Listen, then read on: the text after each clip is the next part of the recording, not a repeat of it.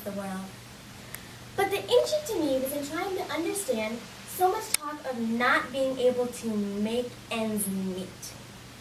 I spent an inordinate amount of time trying to figure out the ends of what. I imagined all sorts of things, with gaps and someone trying desperately to bring them together, when I finally understood. I was terrified. I knew I had to do something to help. In the late 1950s, Suzanne and her sister Eleanor lived with their recently divorced mother. Starting over is not easy. Making Ends Meet by Suzanne Klein. I didn't know how to go about getting a job. Who would hire a 7-year-old? I was feeling pretty forlorn and I was struck by a deal living. If we had no money to pay for heat and light, then we surely would not have enough money to buy new school clothes for me. No school clothes meant I couldn't go to school. I adored school. Not to go meant certain death. In order to go, I would have to fit into my first grade clothes. And it was already the end of summer. In order to do my part to help out with the family, I decided not to grow. I tried not eating. Not only would we save clothing money, but we'd also save money at the grocery store too. Starving was a pretty miserable experience, however. And my mother, a fabulous cook who expected people to eat her food, noticed that one right off the bat. If I wanted to help out secretly, I had to eat, but not much. Nightly, I lay in bed and begged and pleaded with God to keep me the same height and dress size forever. As Scott and I became more intimate, I thought this would also be a good time to ask for a new blue bicycle. The bicycle and I would stay the same size and remain together until I was a very old woman, and choose a rocking chair over the bicycle.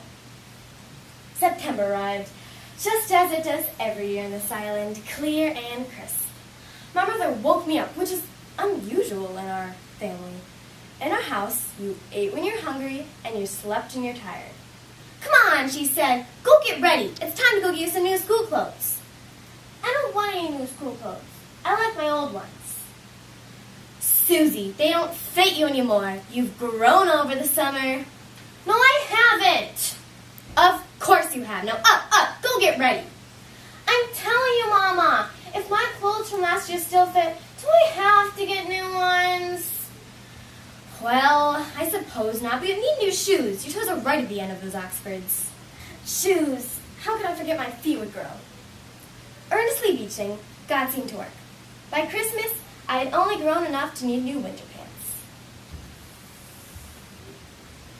I asked again for a blue bicycle, all on my own, knowing nothing short of a miracle would produce one. Being the first one up the next morning, I tiptoed down to the living room. My eyes wanted to see a blue bicycle, that they did. I blinked a few times and rubbed my eyes, but when I touched the metallic blue fender of the Western Flyer, it didn't disappear. I was simply overwhelmed with the dream come true. When reality set in, I tried to wish the bicycle away harder. Then, I wished to get there. This was no miracle sent from above.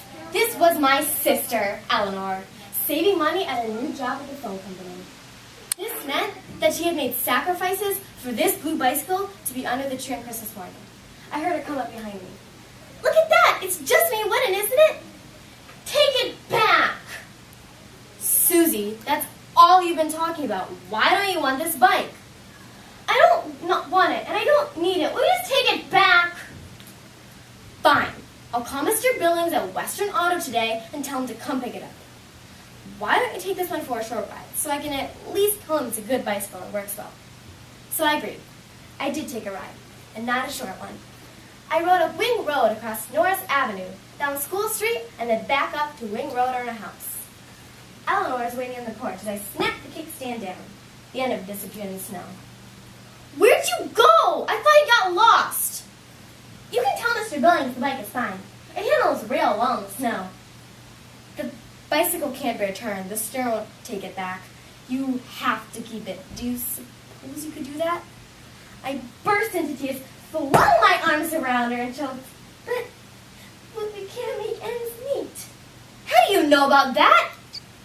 And out came the whole story of listening to the kitchen conversations and the shoe snag and deciding not to grow and the praying.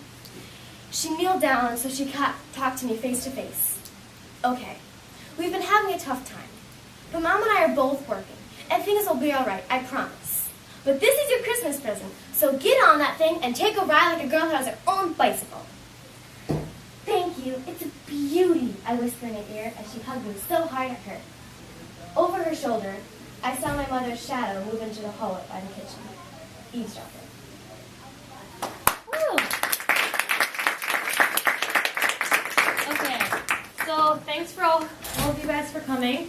What? Where's Sydney? Oh, they're in the middle.